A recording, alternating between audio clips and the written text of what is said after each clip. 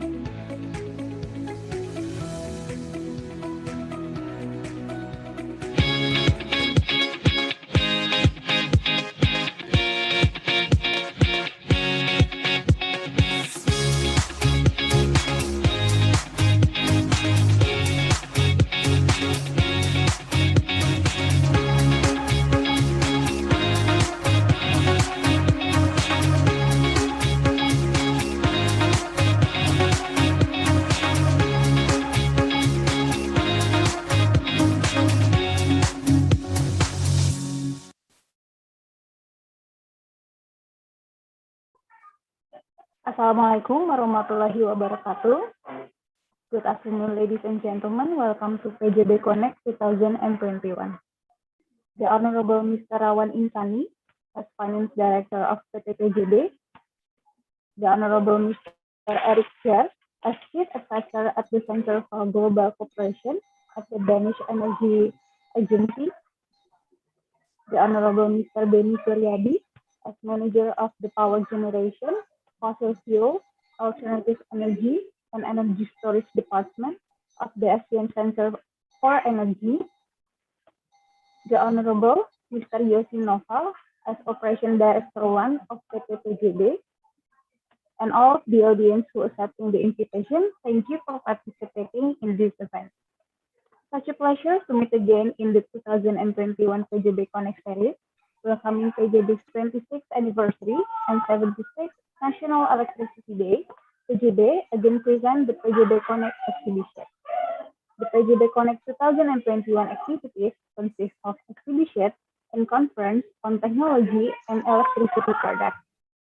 This event will be attended by PJB Group employees, PJB Group Style and Group employees, academics, researchers, electricity observers, government, and public.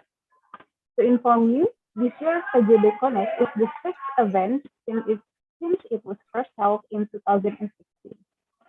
This event takes place on 22 until 29 October 2021, where you can enjoy virtual exhibition and e-conference by accessing www.pjbconnect.com. First, we urge the audience to use the virtual background and fill in the attendance list as provided by the committee in the chat room. And participants also can ask questions through the chat, and there will be interesting door prizes for those who you are lucky. So before we start, I would like to invite all of the audience to sing the national anthem.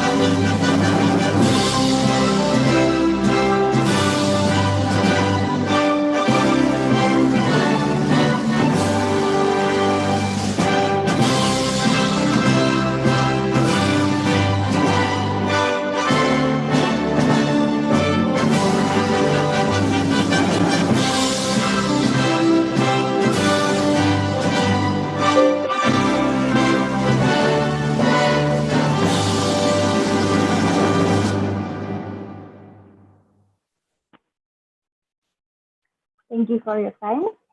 I would like to invite Mr. Rawan Insani as Finance Director of PT PJB to give an opening speech for today. So, Mr. Rawan Insani, if you may please. Thank you, Ms. Vania. Assalamualaikum warahmatullahi wabarakatuh. Good afternoon, everyone. The Honorable Mr. Eric Jar, Chief Advisor at the Center for Global Cooperation at the Danish Energy Agency, Mr. Benny Suryadi, Manager of the Power Generation, Fossil Fuels, Alternative Energy, and Energy Storage of the ASEAN Center for Energy, Mrs. Chita Devi, Planning and Engineering Renewable Energy Executive Vice President of PTPLN, Mr. Yoshi Noval, Operation Director 1 of PJB, and all audience welcome in this event. Thank you to each of you for being here with us today. Before we begin, I would like to express my sincere appreciation to all of you who generously helped us make this event a success. We couldn't do it without you. In commemoration of the 26th anniversary of PT Pembangkitan Jawa Bali, we are proud to be able to hold this conference today as one of the events at PT PJB Connect 2021. Today, PJB is holding a conference on energy transitions, fossil energy transition to renewable energy, a lesson learned from European and ASEAN power decarbonization. Some mixed progress on the energy transition with regard to the renewable energy comprising of cost of renewable energy have continuously declined rapidly. Large economies are increasingly powered by renewables. Global electricity markets are constantly evolving to meet the growing demand of renewable energy. In addition to it, recently, the RUPTL 21-2030 has been ratified.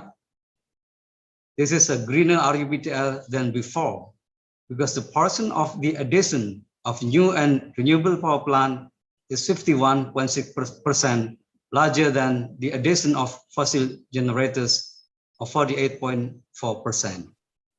Ladies and gentlemen, energy has a vital in the progress of human civilization. According to the RUPTL 2021 till 2030, we must increase the renewable energy mix in our generation. The energy transition is path to the transformation of the global energy sector from fossil-based to zero carbon. Energy transition must take into account security of supply, sustainability, and affordability issues. This energy transition will be made possible with the support of information technology, smart technology, policy frameworks, and market instruments.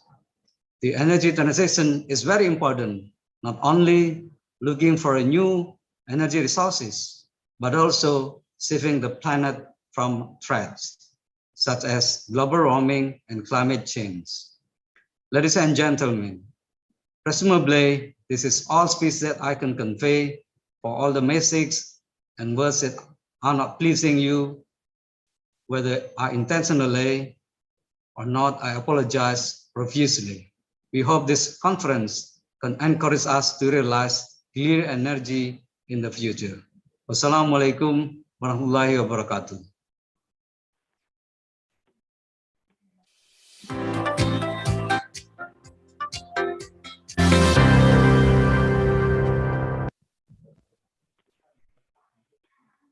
Okay, thank you very much, Mr. Rawan Insani.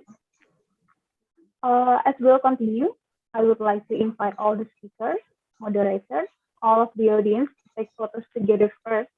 So please turn on your camera and we'll take a picture together. Okay.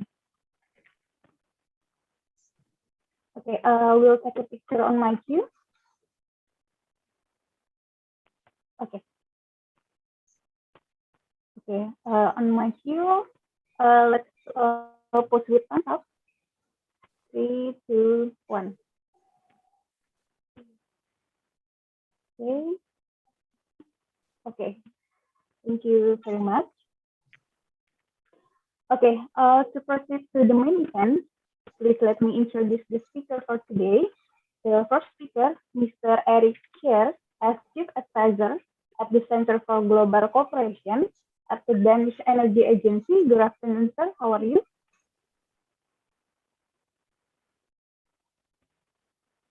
Yes, hello everyone. Good afternoon. Good afternoon, sir. Okay.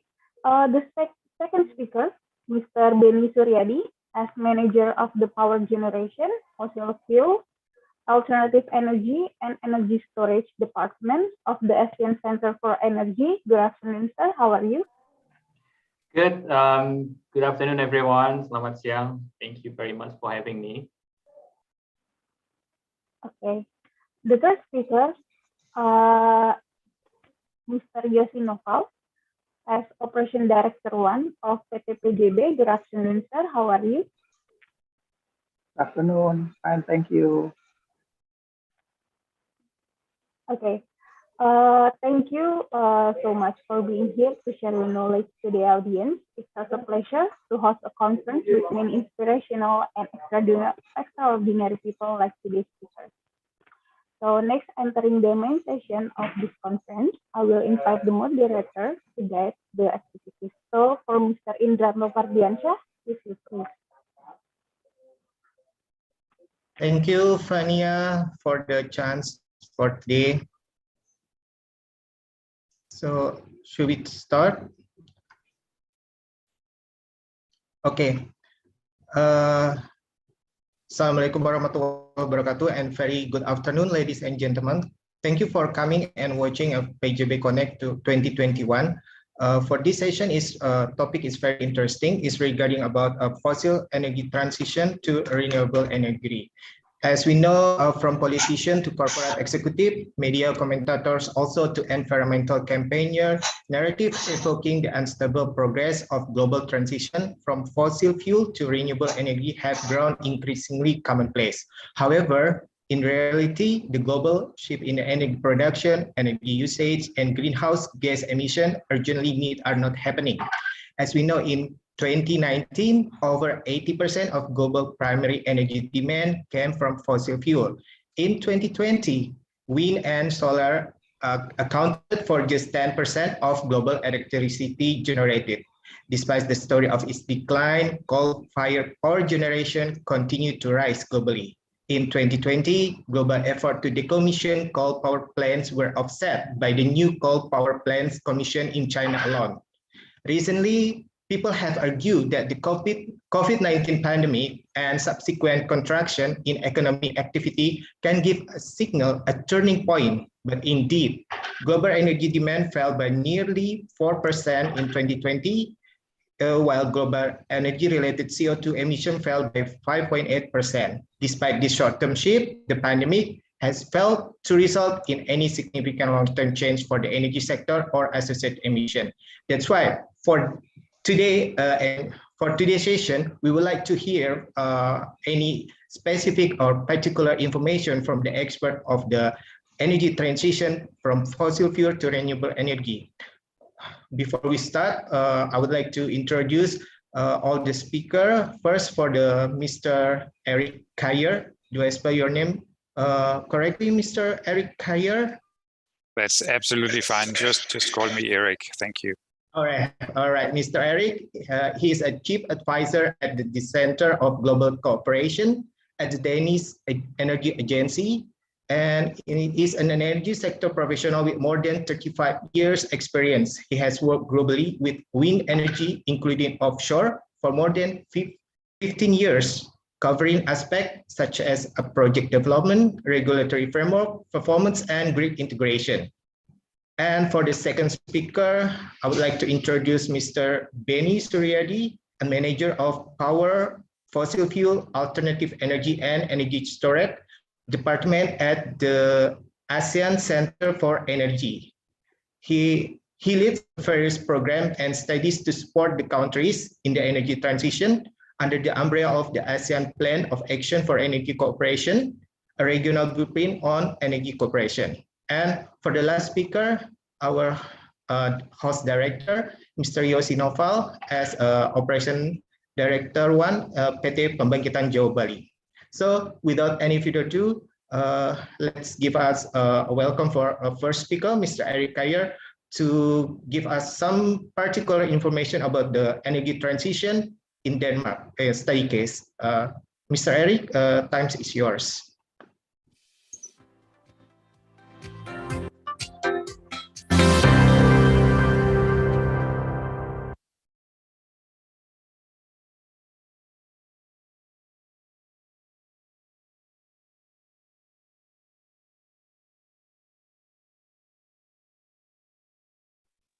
Excuse me, Mr. Eric, you're still unmute. I think you're still mute. Yeah.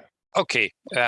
Thank you very much. It's an honor and it's a pleasure to join your conference here today. I'm sorry I could not be there in person, so I'm joining from Denmark. I hope you're seeing my my screen now.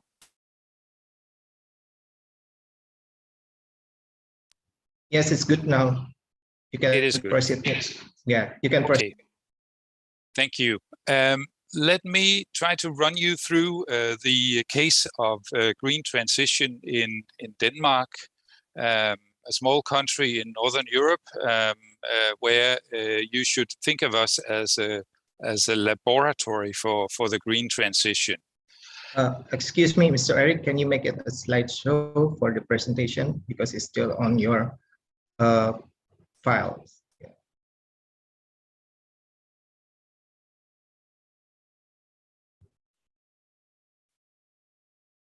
All right, that's good. Is it good now? Yeah. Yeah, Good. it's good. Before I head into the case of Denmark, let me just say a few words about the close Indonesian and Danish energy cooperation over the years. We have worked together for quite some time on energy plans for Indonesia, on energy outlooks, and securing the integration of larger amounts of renewable energy. And decoupling the economic growth from energy demand. So we're very, very proud to be cooperating with Indonesia on this important journey. Our main partners are the Ministry of Energy and Mineral Resources and PLN. And with that, let me go to Denmark. Consider this the Green Laboratory.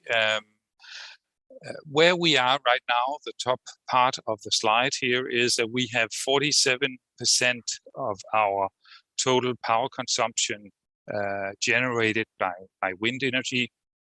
We have a very low curtailment and a very high security of supply. But the more interesting part is where we are headed. In our plans already in 2030, the power sector will be totally decarbonized. We will have 100% green power by 2030. And taking that one step further to 2050, then the total economy will be net zero. And that also entails that already by 2030, we will reduce our greenhouse gas emissions by 70% compared to 1990. So a quite ambitious plan.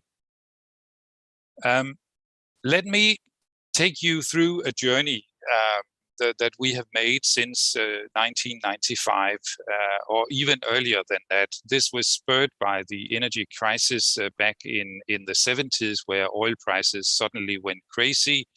And that, to begin with, prompted Denmark to convert its oil-fired generation to coal. And by 1995, we had achieve that to a very large degree. As you can see, 95% fossil fuels in the power generation at that point. By 2005, we got quite a bit of wind energy into our system. We started experimenting with small turbines and support schemes, and also with biomass in power generation. And this has now moved on. 2014, we had 41% wind. In 2020, it's more than half, with biomass, solar PV, and other covering a good share as well. And fossil has gone down to 21%. And by 2025, the fossil share will be reduced to something like 10% only. So this is actually what has been achieved so far. It's a very ambitious decarbonization agenda. And since I'm assuming we have a lot of power professionals online, I would like to give you a few more numbers, and apologies for that. This slide shows, and this is from our TSO, our transmission system operator in Denmark, Energinet, shows how our total consumption has evolved over the years, and also the composition of different sources. In the future, we're expecting that we will have a steep incline in our electricity demand due to the electrification agenda. In fact, towards 2050, we will more than double our electricity consumption. And that also involves our peak load, of course, and our exchange capacity that would be interconnectors to neighboring countries. The thermal generation that you see here is based on biomass going forward, so it's not a coal-fired or oil-fired, no fossils. We have a very liquid and well-developed power market, spot market in Northern Europe, all of Europe, in fact. And let me here give you a little bit of a flavor of what has happened in the marketplace.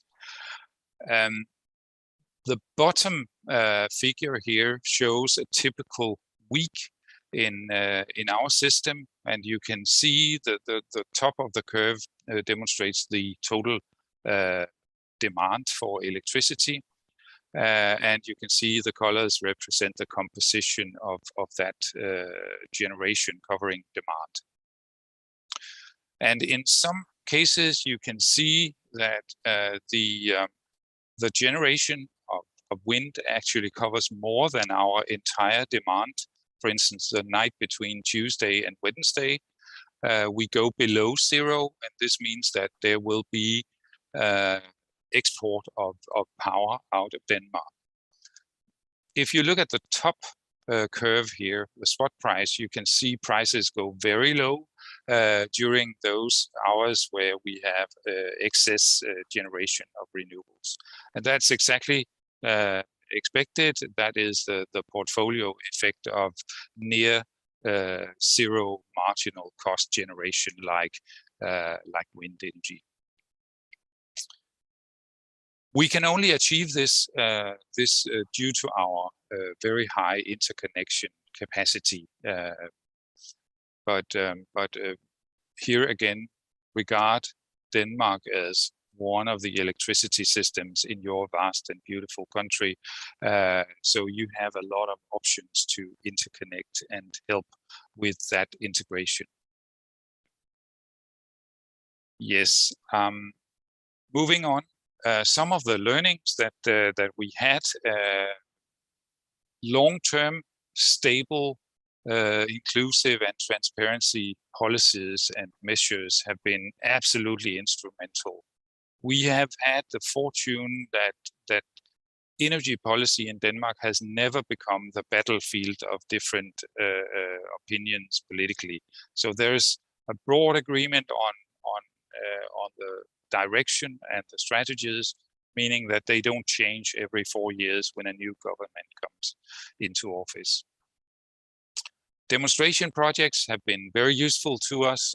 They do provide a lot of inspiration about technical and also regulatory solutions, what works well, what needs to be adjusted.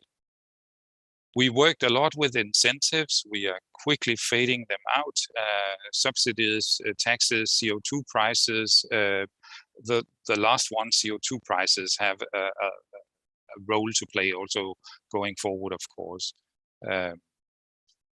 Competition, it has played a very huge role in our place. We have liberalized the electricity sector some 20 years ago, and that has helped us get an optimal economic solution. Yes, permitting, risk allocation, and de-risking is, of course, also very important learnings on our side. And as I mentioned, the CO2 emissions trading scheme has been a driver, and it is so increasingly now because prices are actually now going up, and we have we think that has a big role to play going forward to drive the decarbonization.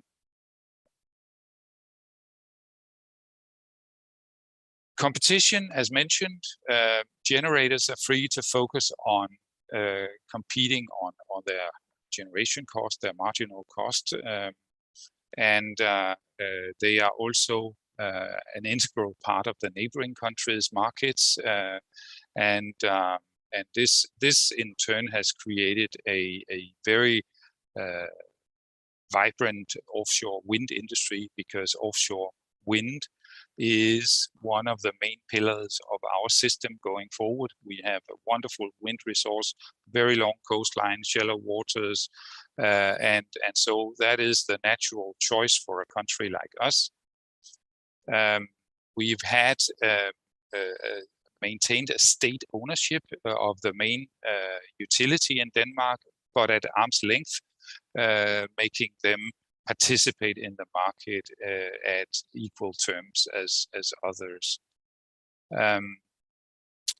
And the market is a real opportunity. It does open up a lot of new opportunities in terms of new products, the balancing, various balancing products, flexibility measures, and yes, I would encourage you to read on in a publication we have recently issued on the liberalization of the main Danish utility, now called Ørsted.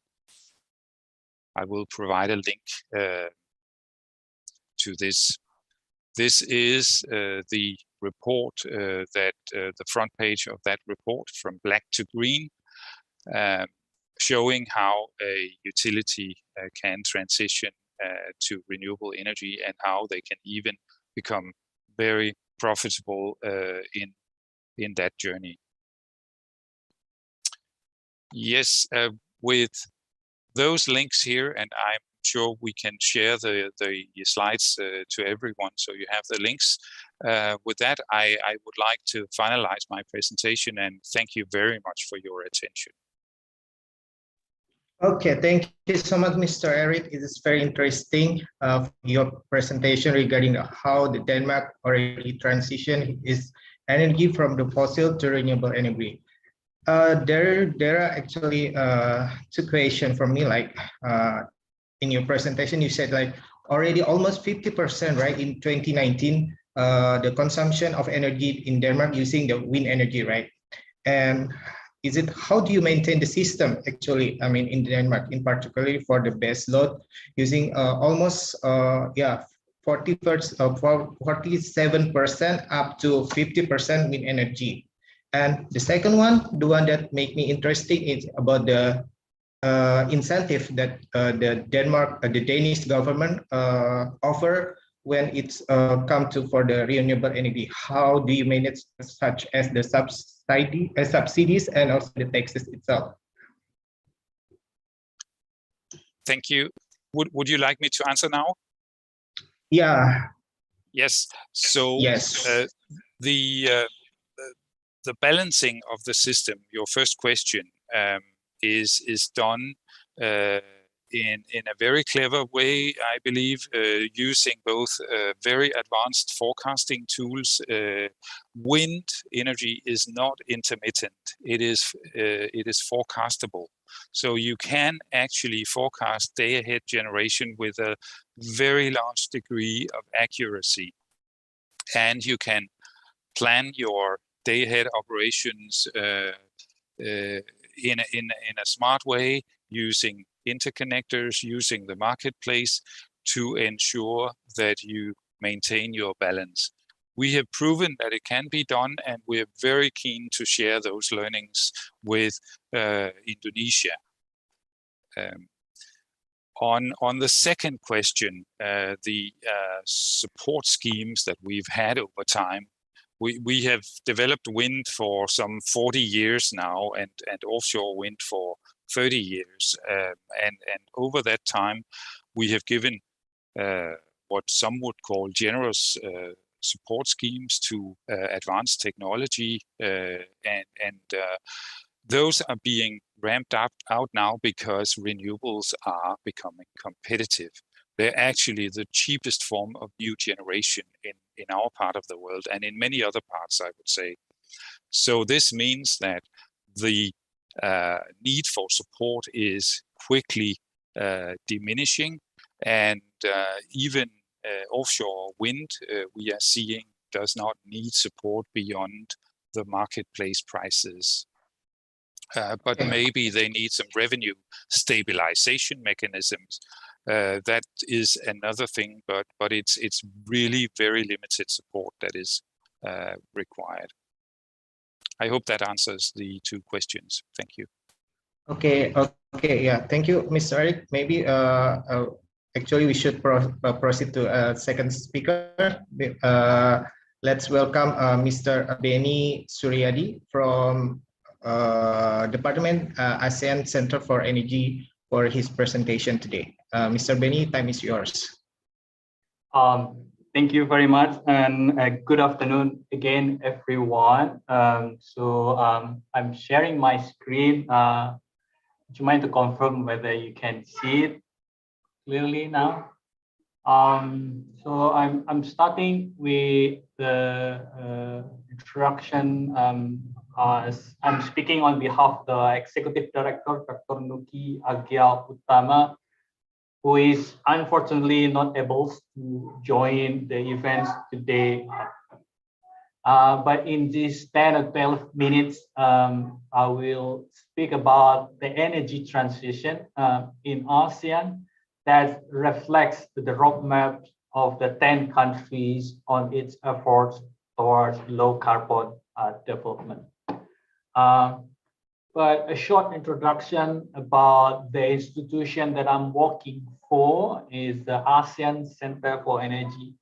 It's part of the structure under the Association of the Southeast Asian Nation. We represent the interests of the 10 countries in the Southeast Asia region, working on the energy cooperation for the integration of the energy system in the region. And as 10 countries has a diverse situation, be it economic development or the energy resource, renewable energy potential, each country has their own specific situation and priority. That's why at the ASEAN level, we address and adopt the principle of the all fuels policy meaning to say that we are responded to all type of the energy, be it on the conventional or the traditional hydrocarbon, such as coal, oil, and natural gas, as well as to move toward renewable energy, a green part, or also the efforts on energy efficiency. And to some context, is also involved on the work, the discussion and development on the civilian nuclear energy, because some country in this region is considering or including nuclear power plant as part of their energy transition as well. And I'm speaking about a regional perspective, not individual countries.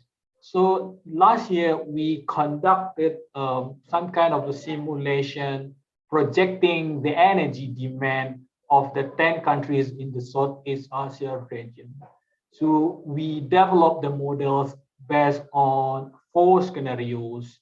So we look at various options, various policy that are already existing in 8 of the countries like Indonesia, Thailand, Malaysia, and all of the countries, be it on their priority scenario, having a national target, or to regional scenario where collectively we want to achieve a target together, not only as the individual countries, but as the cumulative effort of the 10 countries.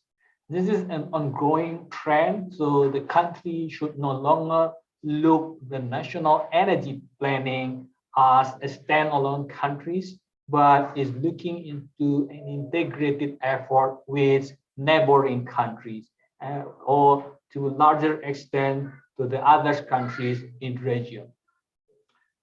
We model 4 scenarios, and unfortunately, that's based on the scenario that we have.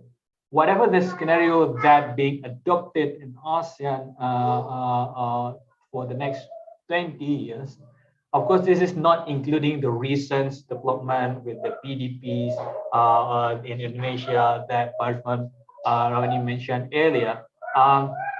But whatever the scenario that the countries have for the next 20 years, unfortunately, that fossil fuel, the traditional hydrocarbon, will continue to play a significant role in the energy mix. To some context, we will be able to reduce the amount of the energy supply and energy demands, but the portion of fossil fuels, traditional hydrocarbon, remains significant. If the ASEAN is pushing its higher ambition, and if we assume that each country will be able to achieve that target, there is quite a portion for renewable energy penetration into the system from 15% up to 30%, or for maximum 45%. But still, the majority is coming from the traditional hydrocarbons, and to many reasons. Some is to really to have a reliable power system, and to some context is also to cope with the economic development. But it doesn't stop the countries to move towards the decarbonization in various sectors that they have it. For example, the Indonesia will aim to have aspiration to reduce the energy consumption in industrial sector, or in the residential sector, or in the supply side, trying to enhance the efficiency of the power plant so that they'll be able to also reduce the energy consumption. But here you can see that how the fuels changing between one scenario with the another scenario. We will see there is a big opportunity to reduce the oil consumption in this region. Much of it contribute because the plan that several countries to introduce more biofuels, like in Indonesia or Malaysia and Thailand, and also with a reduction of the coal and natural gas. And then this being replaced with having renewable energy coming on board into the power system. Then, as also mentioned by Ronnie earlier, that eventually this will help us to reduce the GHG emission that mostly contribute coming from the fossil fuels. For your information, or many of you already know that 70% of the GHG emission in this region, and also a similar figure at the global level, is coming from the energy sector. And as we are not looking not only individual countries, the effort at the regional level is expected also to help the region move with its decarbonization to low carbon economy. At regional levels, all 10 countries aiming to achieve 23% of the renewable energy share in the energy mix. It is similar with the target that Indonesia has on having to achieve renewable energy target as well in energy mix by 2025. But the situation also similar, that today is only around 13%. So it's still 10% gaps between what the ASEAN cumulatively wants to achieve with the target that should be achieved in the next 4 years down the road. So it's quite a significant target that aim to be achieving, and it will be very difficult if the countries is continually to act as a standalone individually, but there is opportunity to accelerate if the countries can work together as an integrated system. And one of it through the ASEAN power grids. Perhaps some of you is also familiar with this ASEAN power grids.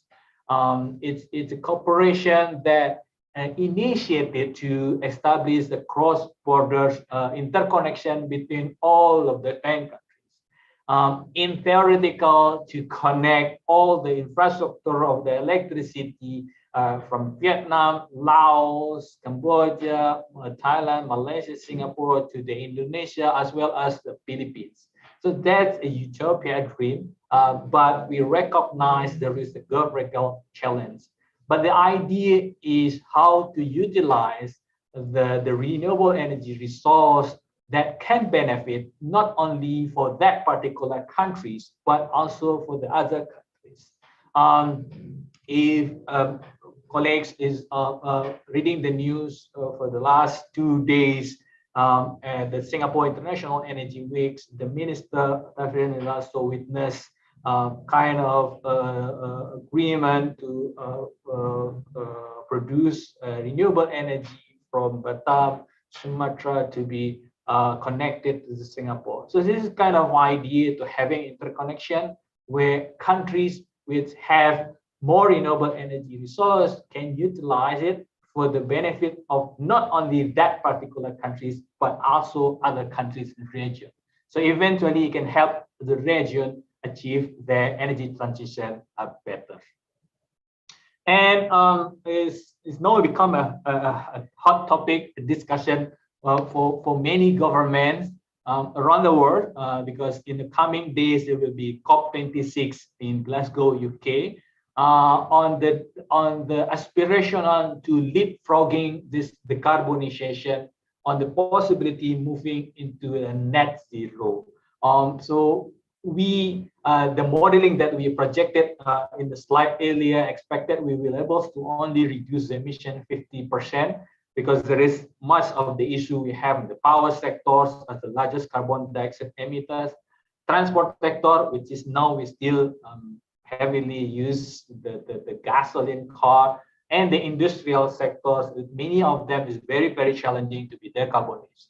However, there is many interest at the countries levels, Indonesia to go to net zero, the aspiration 2070s, or even some finding suggestion we can do much earlier. Malaysia, Singapore is also aims to halve the emission target, and Thailand, and not only by the government, but also many companies, starting with the PLN that also pledged the carbon neutrality by 2050s, Petronas Malaysia is also set the net zero emission, or private companies like Gojek, which also aims to achieve that zero emission. So there is a significant aspiration to move toward this direction. And the government, some government is also pledged to no longer build new coal-fired plant. The comprehensive national energy policy will be introduced to provide a long-term strategic directive to support this aspiration towards the carbon neutral nation. So a cleaner electricity generation will be implemented to the, for example, the operation of the gas power plant to replace the fossil coal power plant, and then eventually move to renewable energy power plant.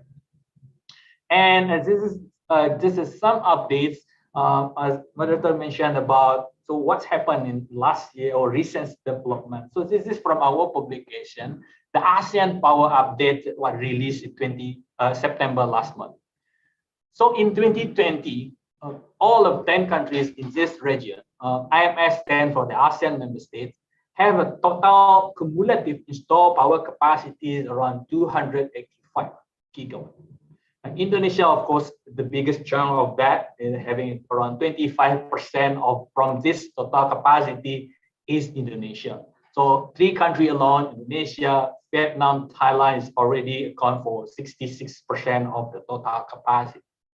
But then coal is the major fuels that we have today, with gas coming in the second, and then we have hydro, and then this 3 is around 80% of the total power capacities in 2020. But the interesting thing that I would like to share is last year, when the world is crumbling with the COVID-19 pandemic, everyone is, as mentioned by Mr. Moderator, that the economy went down, demand went down, the CO2 emissions also went down. One fantastic record that we have in ASEAN that we'd like to share is last year, there are 22 gigawatt of the new capacity coming on board. And 82% of this new capacity is coming from renewable energy. So 82% from this 22 gigawatt was renewable. And then it included hydro, wind, some context, bioenergy, but much of it is coming from solar. If you can see in the screen that Vietnam alone is installed around 12 gigawatt last year, and much of it is coming from the solar power, and then continued by Laos, which is hydro, not only for the to supply the electricity needed in Laos, but also for the region, for the Thailand or for Malaysia. And unfortunately, that Indonesia is not really good on this statistic. Last year we installed around 1.3 gigawatts capacity, but the portion of renewable energy is also very low. But on the ASEAN level, this is a massive record that we have last year when the war is coming on the COVID-19. So this is how the historical speak on the right, that you can see that compared to the other countries, we are only much better to the Singapore and Brunei, which is small country without a very low potential of renewable energy. But compared to the other countries, it's still a long way to go for Indonesia in pushing its renewable energy. But this is not including the latest RUPTL, which is aspiring to escalate the Indonesian efforts toward more renewable energy. As I mentioned, that solar and wind, Mr. Eric mentioned that how wind has become a really king in Denmark. Somehow in ASEAN, solar is growing much for the last 5 years, but wind is also catching up in Thailand and Vietnam and the Philippines. And to some context is Indonesia also included. But this is what we have today. This is based on the latest power development of all countries, except Indonesia. We have not updated with the Indonesia RUPTL, the new one yet. But the other countries already, the updated one. For the next 4 or 5 years, countries will still continue, all countries in the region continue to install 20 gigawatt coal, try to retiring 66 gigawatt oil, but adding 5 gigawatt gas. But 60% of that will be coming from renewable energy. And perhaps Mr. Eric will also like it. Wind will be a major contribution that we're going to be installed in this region for the next 4 or 5 years. Then continue with the solar, geothermal, bioenergy, and other resources. So this is where we have at the ASEAN level, and then we hope to do the aspiration to move continuously toward renewable energy in the region. That will be my last slide. Happy to have a discussion later. Thank you very much. All right, thank you so much, Mr. Benny. And seems like it's getting interesting for today's discussion. But before you guys, ladies and gentlemen, you want to your question will be answered. You can write your question on the chat column, and later on we will answer your question. Okay, for the last panelist, our host director, Mr. Yossi Noval, will be present about the strategy renewable energy in Indonesia and also in PT Pembangkitan Jawa Bali. Mr. Yossi, time is yours, please.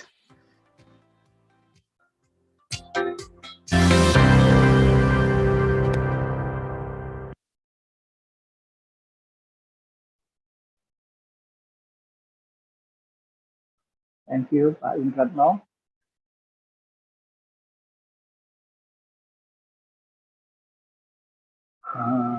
Good day, everybody. Good afternoon for all conference audience, especially for our honorable speaker today, Mr. Eric and Mr. Benny. It's great honor for me to speak and discuss with you together. In this occasion, I will explain about the PJB commitment, how the program and support for the energy transition in Indonesia. Next.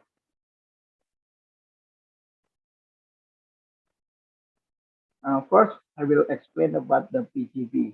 PJB is a power generating company. We are subsidiary of PLN. PLN is a national electricity company owned by government. Now we own around 7,000 megawatts electricity scattered in all Indonesian area, and also we operate and install around 21 megawatts.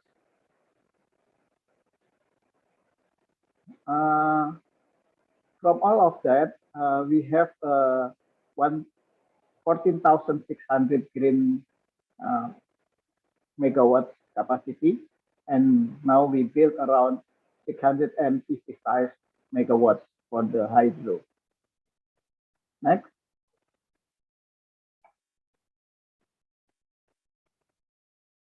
First, the introduction. Next. Okay, I'll explain the PLN program for the decarbonization. PLN already declared the commitment for the decarbonization. First, there are no new coal power plants built after 2022. And second, the renewable energy mix will be 23% in 2025. And third, there will full phase out in all of Indonesia at 2066, and the neutral carbon will be exist in 2060. Next.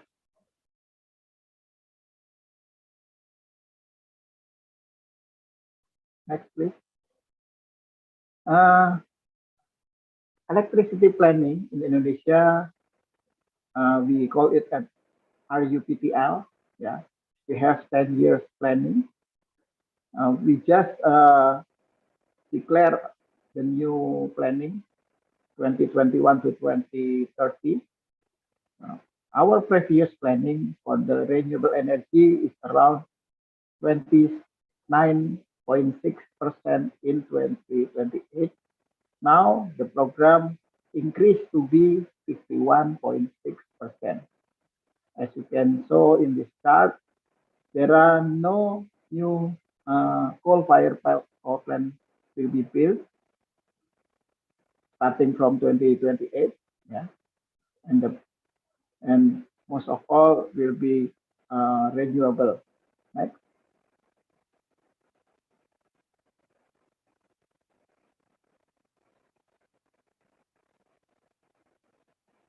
Yeah, for energy mix projection in our UPTL, first our strategic program is the develop of geothermal power plant around 1.4 gigawatts and hydro around 4.2 gigawatts.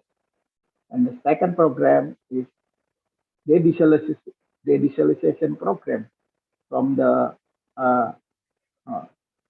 fuel oil to be solar, yeah, around 500 megawatts. And the third, we will build a solar power plant, solar PV around 4.7 gigawatts. Also for the wind energy around 0.6 gigawatts.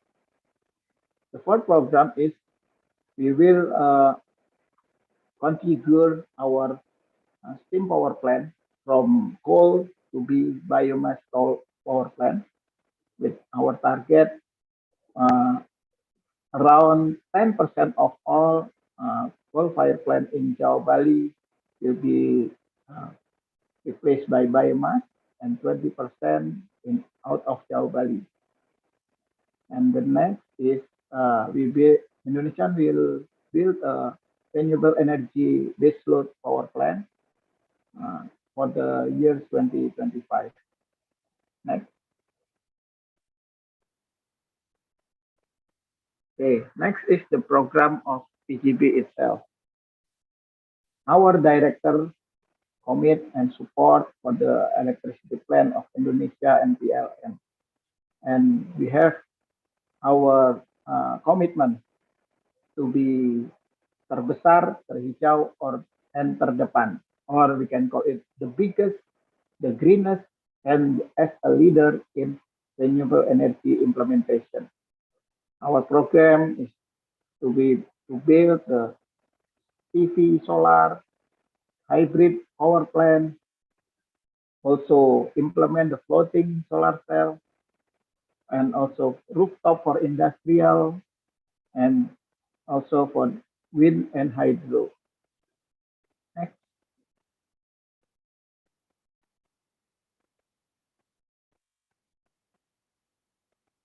In PLN, the program for the green transformation, we call it Green Booster. Our main idea in Green Booster is biomass co-firing, hybrid for diesel power plant, implement solar PV, and multi-purpose hydro power plant.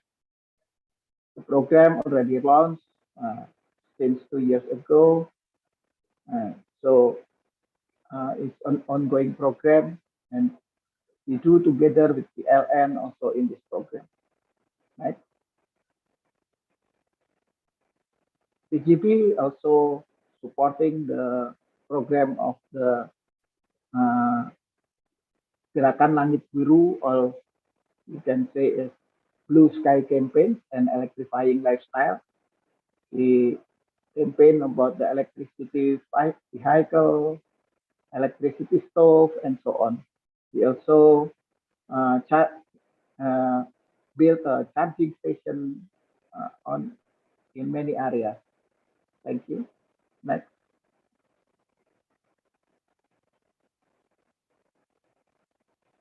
Next, our program of biomass implementation.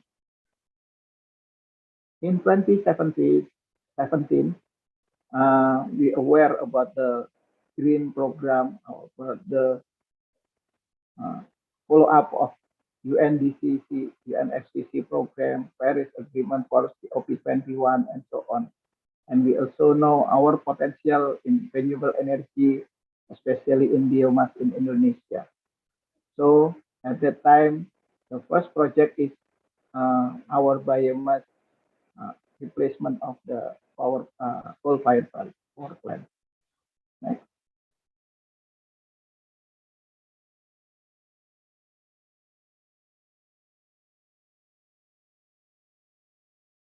Next, please.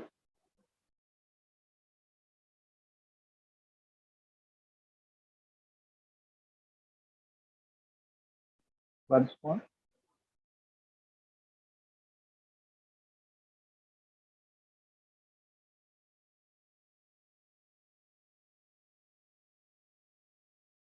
Yeah. PJB implement biomass in our coal power plant. We starting in 2017. We study the potential of biomass implementation. We gain a discussion with the university, with the company, others company, and so on. And we continue it with the implementation, testing, simulation, and so on. And in 2020, we declare about the implementation of co-firing, and we become a pioneer implementation in Indonesia. Next.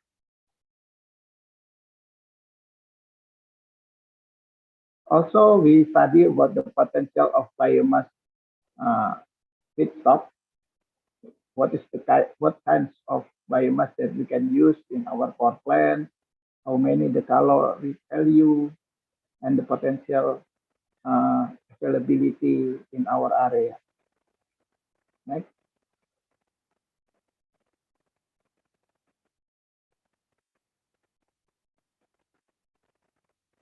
For implementation, we do it very carefully. We have 4 steps for implementation, starting from technology reviewing, survey and laboratory testing, to the numeric simulation, and also the testing of implementation.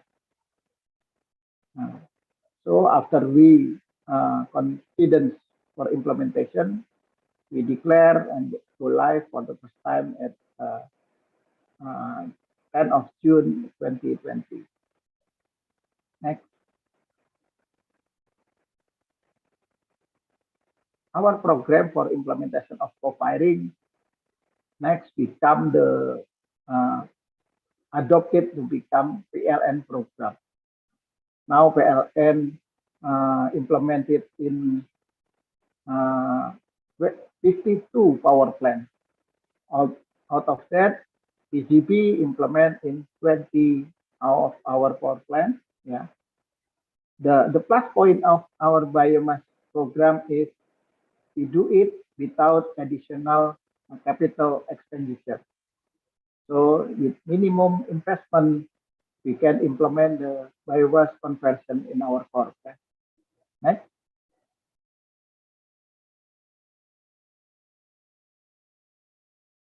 And also to support that, we build our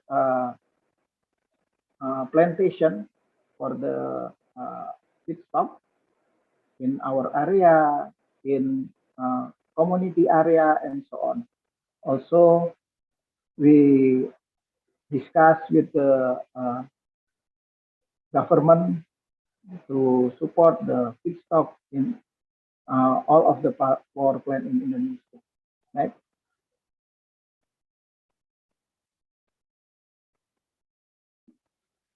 Our next program is we do the research. We have a research center. We have the 3 programs for our research center. First, how to core optimizing, or how to optimize our existing power plant. 2 programs that we do is first the biomass co-firing conversion, and second for coal switching program. The coal switching, we we changed our coal-fired plant from the high caloric value to the low caloric value. The second program is our renewable energy program. In this program, we have many program in here. First, we build the research center for solar PV implementation. We have around 1 megawatt in Cirata. Second, we also have a research center for wind turbine hybrid with the PV, wind, and also for the battery. The third, also how to operate and maintenance and assess the solar PV.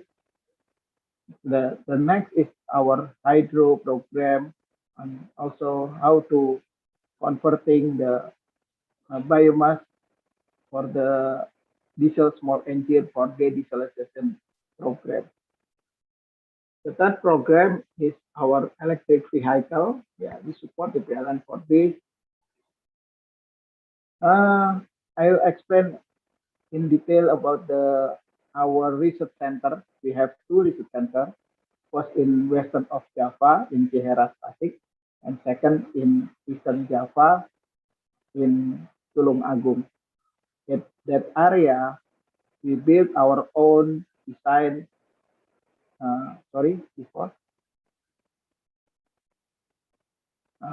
Our wind turbine, our PV. Also, we built the how to operate and controlling the hybrid model of the third power plant system. Right?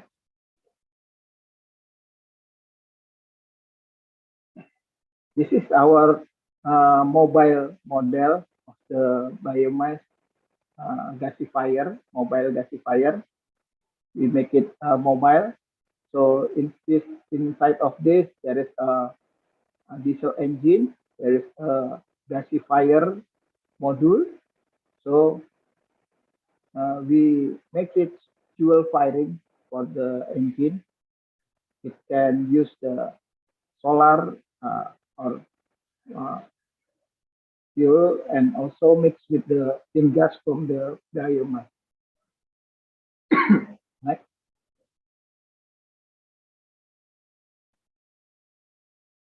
In our research center for solar PV in Cirata, starting in 2015, we have 1 megawatt. At that area, we do many, for example, for the PV technology, at the area we implement thin film and other crystalline or polycrystalline. We make comparison of that. Also, we research about the battery and also any others program in that area. Next. Also, we implement the PV rooftop in all our power plant area. Now we already implement around the 4 megawatts that we installed. So this power that is generated can reduce the internal usage of our power.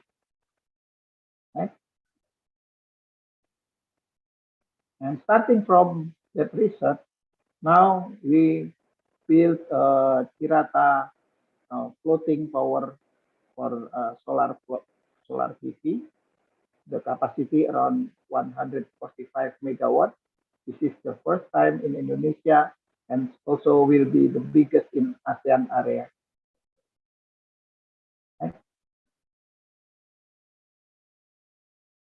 Okay, next for the hydropower plant, we have a plan also to build the Batang Toru power plant, the capacity around 500 megawatts, yeah, located in North Sumatra. It will be now being construction. We hope in 2024 it will be finished.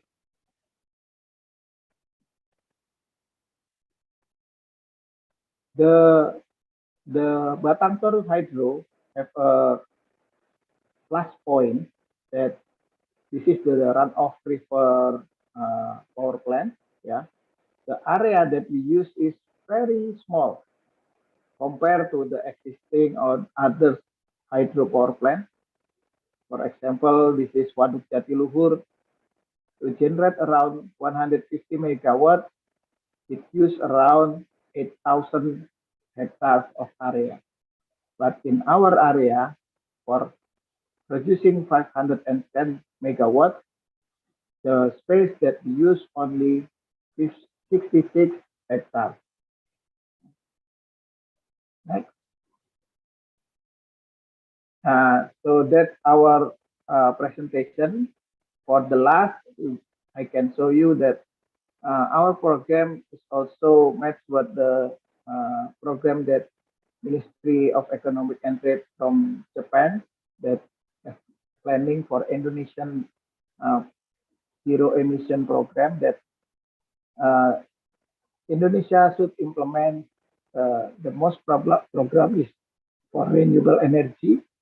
We do it this program, and next is energy efficiency. We do it by digitalization of power plant. We do it with the implement the ultra supercritical power plant and so on.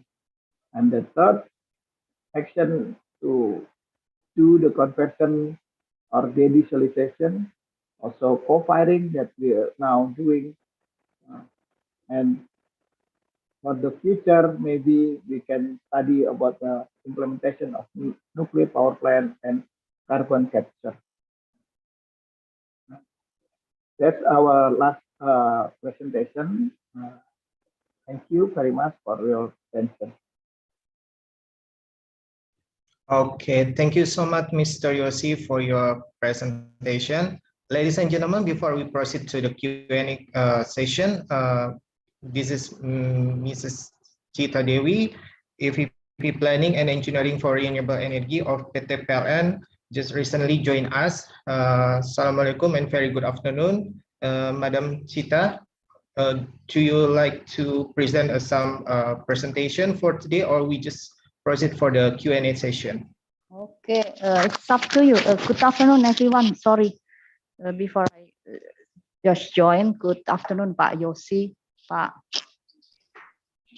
Yosi, Bapak Ibu Direksi, teman-teman semua ini PJB, DIE.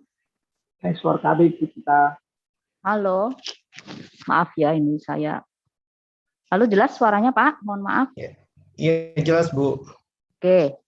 Oke Pak Indratno, jadi saya bisa langsung ini? Yeah, you can proceed for your presentation.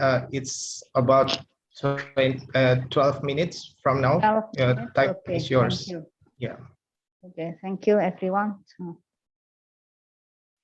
Let me start the presentation related to energy transition to renewable energy.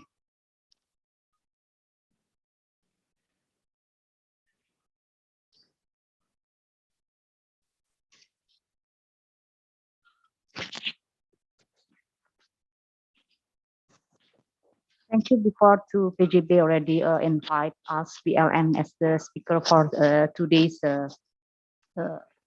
event. We understand that the objective of today's discussion perhaps has been highlighted before from the previous presentation that I joined. Also, Pak Yosi already mentioned about the PLN intention, PLN step to do the carbonization.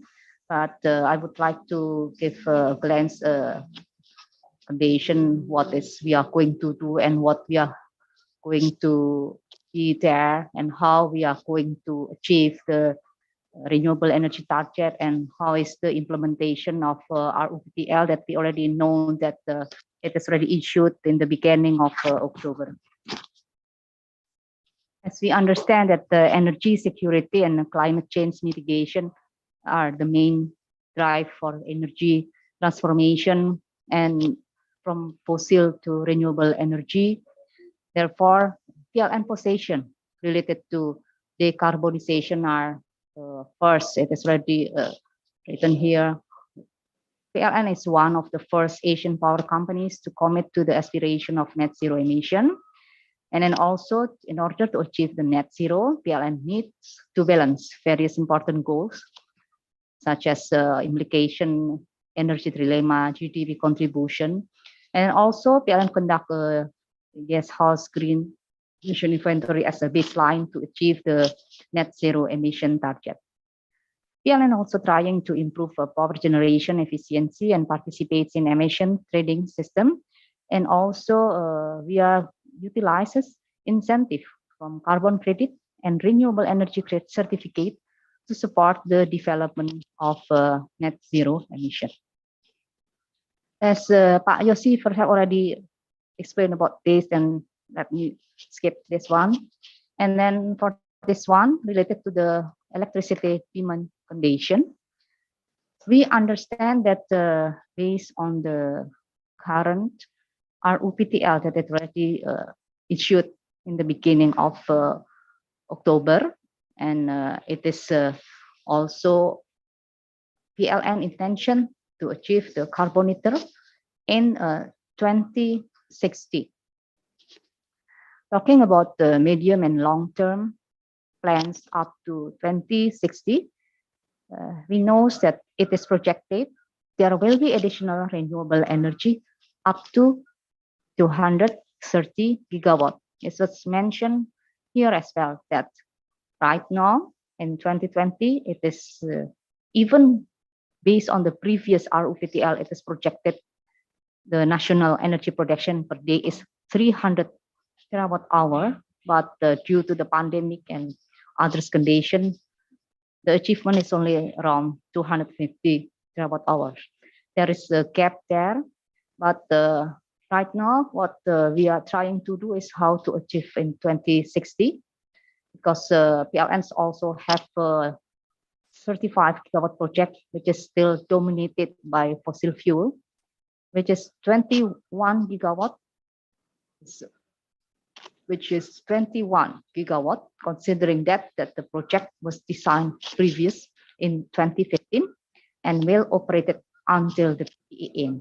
We know that several of this project is still under construction, and the COD will be achieved next year, starting from 2022, and then 2024, 25, 26. That's the target of COD for the previous fossil fuel. But starting from the RUPTL, which is already signed, there will be no more new fossil fuel will be entered, especially for the coal fire that will be entered into a new contract.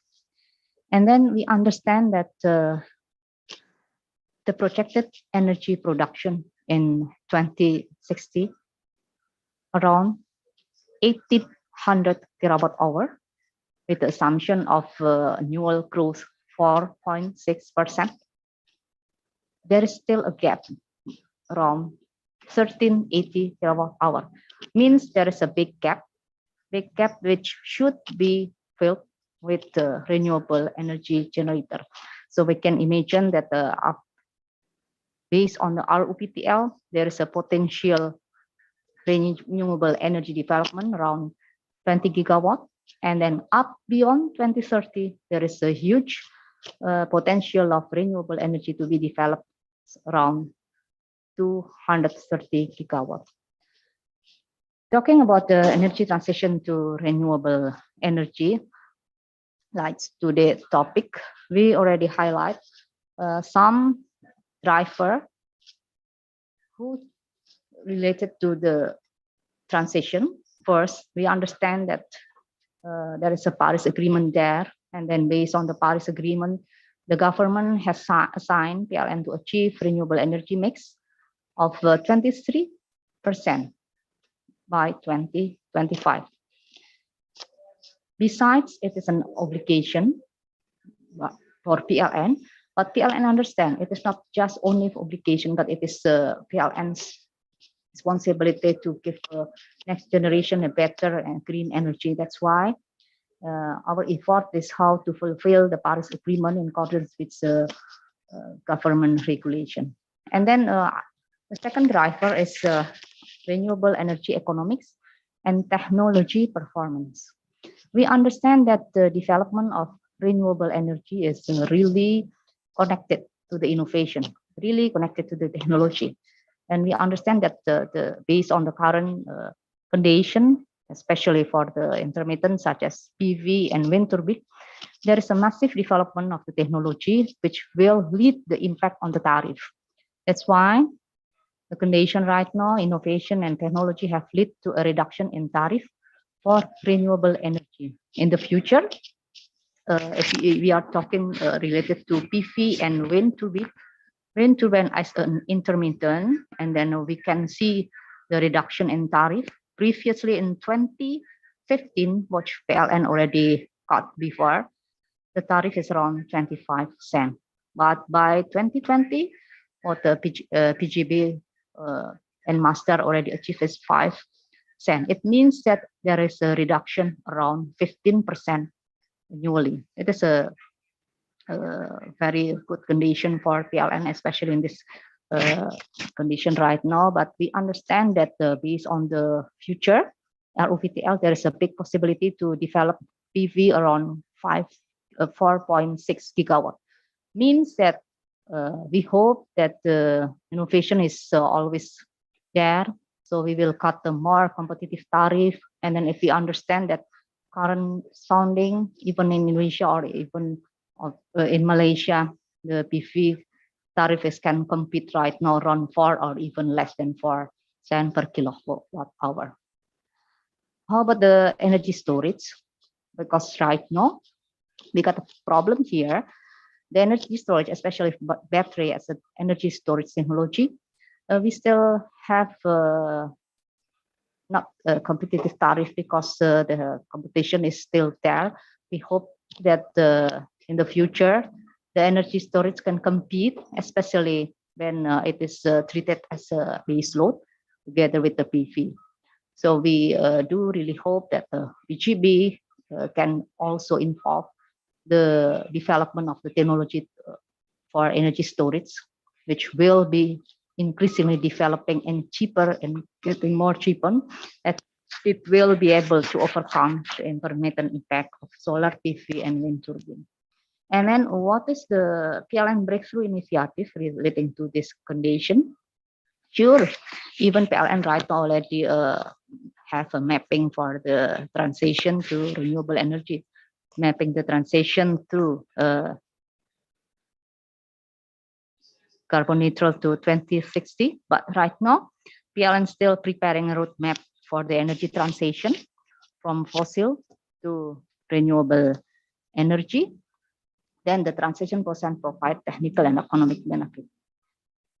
Even are made through unlocking the potential of coal-fired power plant to obtain funding that will be utilized to build renewable energy in the future.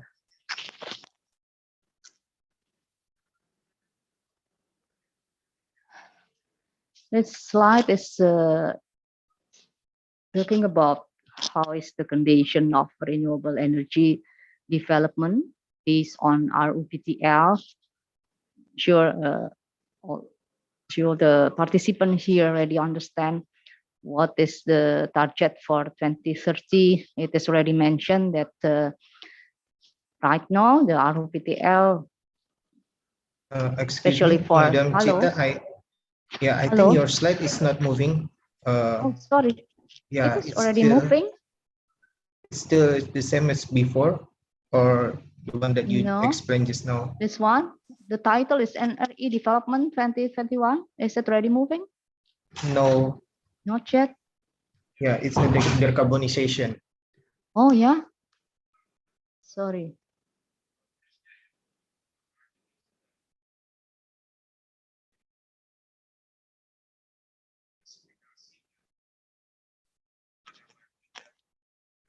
Okay, it's good now. Okay. Yeah, it's good. So you missed some pages. Yeah, it's okay. Never mind. I will share later. Okay, it is talking about the renewable energy development based on RUVTL, that we sure that all the colleagues already heard about what is next based on a new RUPTL that we understand renewable energy takes the big portion, around 51.6%. And then also, how is the portion of renewable energy? We know that 20 gigawatt of renewable energy will be conducted under IPP scheme, which is around 56% or 11.8 gigawatt.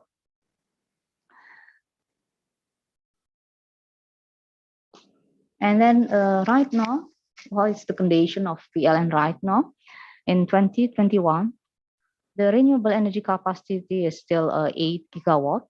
And by 2021, we have a target 475 megawatt of new project will be achieved its COD by this December. Hopefully it will be smooth. And then by this, that by August, the energy mix is still 12.6%. But it is in line with the RUPTL target. We know based on the RUPTL, the energy mix by 21, 22, 23, 24 is still around 12 something. But after the 24th, the achievement will be increased till 23%. It is a big challenge for us, not only for PLN group, but for all, also for the stakeholder, also how to achieve the energy mix, not only from supply side, but we all together shall also insist how to increase the demand side as well. It is a challenging target. We understand that, therefore, we have several strategies to encourage the penetration of RE Indonesia. And we are going to focus this one with internally as well, how to achieve this one, how to implement the project which is already stated in the RUPTL. It is our homework right now. And then hopefully we are going to achieve this target with the support of the government as well, the stakeholder, and also institution. And then we are talking how is the target to achieve the target of 2025. It is mentioned before that the RE development will be around 20.9 gigawatt. And how to achieve the 23% by 2025. We take some project which should be achieve the target of COD by 2025 is around 6.9 gigawatt, which is under IPP project. Means that if 2025 shall achieve 6 gigawatt, that we should conduct the procurement, we should conduct the preparation started from now. So hopefully the next year, then all the project will be in line with the targeted as mentioned in the RUPTL. And then also there is a note, we have, we understand right now that the condition of electricity system right now is oversupply due to new fossil power plant is going to achieve its COD by next year. So that's why we have to harmonize the supply demand based on the supply, based on the demand needs to achieve the number of this target. But at least that we want to give a figure how is the condition in Jawa, Madura, Bali, Sumatra, Kalimantan, Sulma, Panna. Even the condition right now, we understand that the reserve margin for each island, each biggest island is right now is more than 40%. That's the challenges for us. We are not only thinking about, we are not discussing about how to have an additional supply, but we have to do together to how to increase the demand. It is the important point. And then others things that PLN already conduct to achieve the transformation. We know that we already know that co-firing is one of strategic program in increasing energy mix. and reducing greenhouse gas emission through the utilization of energy transition and pellet as a substitution of coal in our existing coal-fired plant. We thank you for PJB and also PJBS who already support PLN's program, who already accelerate, who already concentrate how to achieve, how to implement the target. We really appreciate this. We hope that all program that we already achieved together will be sustained. And then right now we have a very big homework. The big homework how to have sustainability of the biomass, which we understand that it is the priority. This is the priority how to get the availability of biomass for the sustainability of coal firing program. That's why right now PLN already have cooperation with the SOA in order to have a guarantee on biomass supply. And also beside cooperation with the SOA, we also try to utilize dry land, and we also try to have utilization of dry land by having cooperation with IPB. Right now we are still studying. Hopefully end of this year it is already completed, so then we can have a pilot project for this one. And then also utilization of waste pellet in some of the power plant in Lombok, NTT, and also Lontar. And then it is the last one, part of PLN program to energy transition, that we understand right now some area in scattered area it is still supplied by diesel power plant, and PLN have around for 5,200 units of diesel power plant spread over 2,000 locations. And it is based on the current planning, it is going to be converted in 3 models. First, converted to renewable energy. It is around 588 megawatt of diesel plant. So the conversion to renewable energy, only 588 megawatt of existing diesel plant, while the rest will be converted or will be replaced by gas fuel and also connected to the grid. And then how is the implementation of the first stage? The first stage for 200 location, we have a finalization here today, and then we are going to have the bidding. Hopefully, the beginning of next year it will be issued. Then we understand it is a very complex. It is very challenging because it is scattered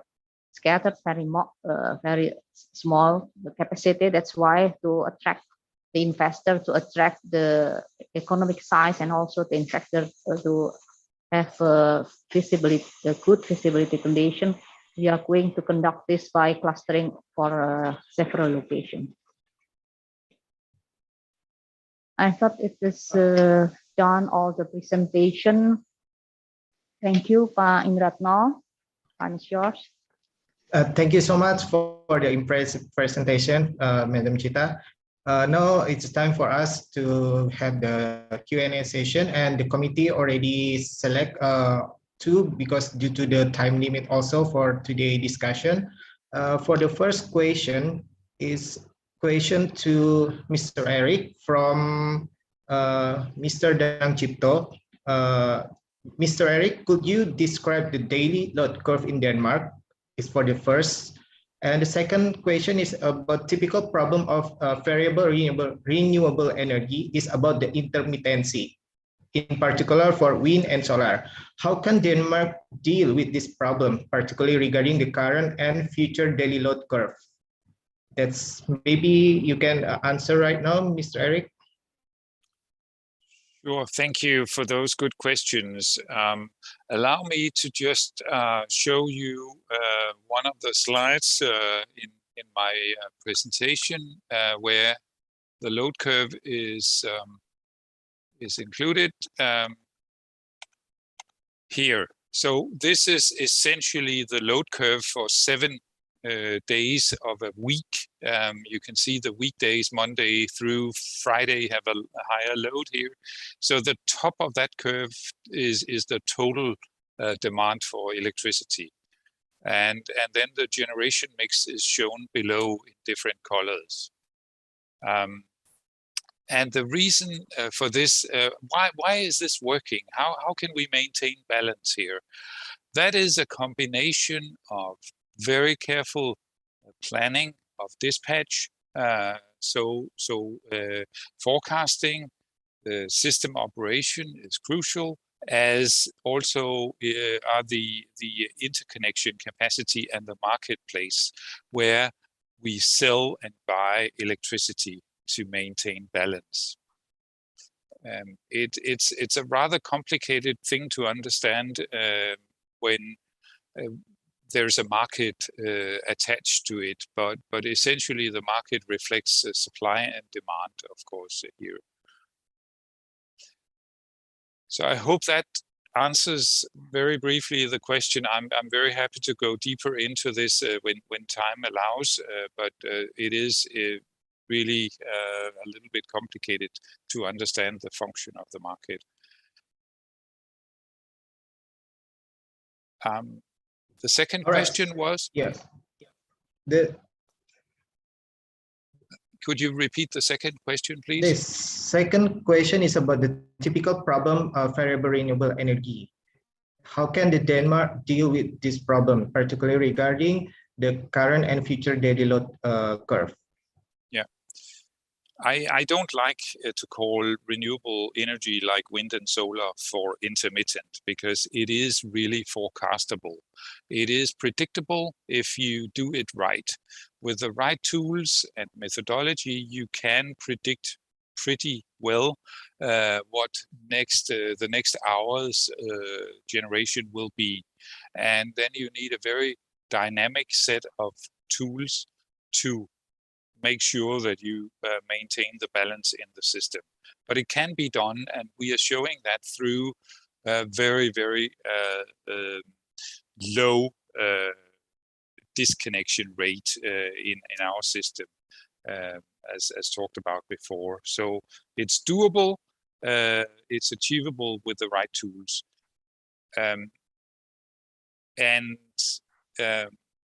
Yeah, I think that is the short answer to it. I would be happy to also go more deep into it when time allows.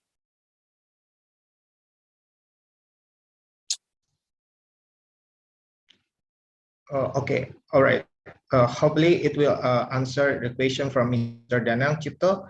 And for the last question from the participants, the committee already selected from Mr. Safiuddin. Question to Madam Chita Dewi. What is the plan for the retired power plant after PLN implemented renewable energy program as the most energy in Indonesia? Madam Chita, maybe you can answer this question. Pak Indratno. Yes. What is the plan for retired power plant after PLN implemented? Okay. Even I do not give illustration how is the PLN transition program, but at least at a glance we already mentioned that right now PLN is still preparing the detail of the roadmap to achieve the carbon neutral by 2060. We understand that right now the power plant is already there. Our fossil power plant is already there. We know that the existing capacity, total capacity of all even renewable and fossil is around 63 gigawatt. The majority is still of fossil, renewable only 8 gigawatt. But to conduct the implementation of RUPTL, which is the majority of renewable energy, we should understand the condition right now. We cannot just replace the existing fossil, because we know that we already commit to the investor as well. We already commit to the lender, which is belong to PLN as well. So that's why we have to fulfill, we have to abide all the contractual condition which is already agreed before. But for this, PLN already prepared and we already commit how to achieve the carbon neutral by some stages. This is PLN in general. We have a dream that beyond 2030, PLN will begin to retire old and subcritical generation. And then it is in stages 2030, then 2035, 2040. It will be replaced by around 1 gigawatts of base load, and also another renewable energy plant based on its demand as well. But at least we understand that all the replacement of fossil power plant will be end after the expiration of each PPA. So means that we are not going to terminate or something like that. No, we have to obey because it is already there. We already commit to the lender and also to fulfillment of the PPA. So the end, the total condition right now till after 2055, then all PPA already end up. That's the overall condition. So we are going to implement renewable energy power plant by stages, because we know first the demand right now is not going well. Hopefully after the pandemic there will be a good demand growth. And then second, we know that the supply side right now it is already there, means that the reserve margin is biggest right now, so they have to balance with the supplies as well. Thank you. All right, thank you, Madam Chita, for your answer. Hopefully it will answer the question from Mr. Saifuddin. Okay, ladies and gentlemen, due to the time limit also, we already approaching our end of the discussion for today. And I would like to say thank you to all panelists for coming and give us some particular information regarding the energy transition from fossil to renewable energy. And for the closing, I would like to hand over this to Ms. Fania. Ms. Fania. Okay, thank you very much, Mr. Indratno.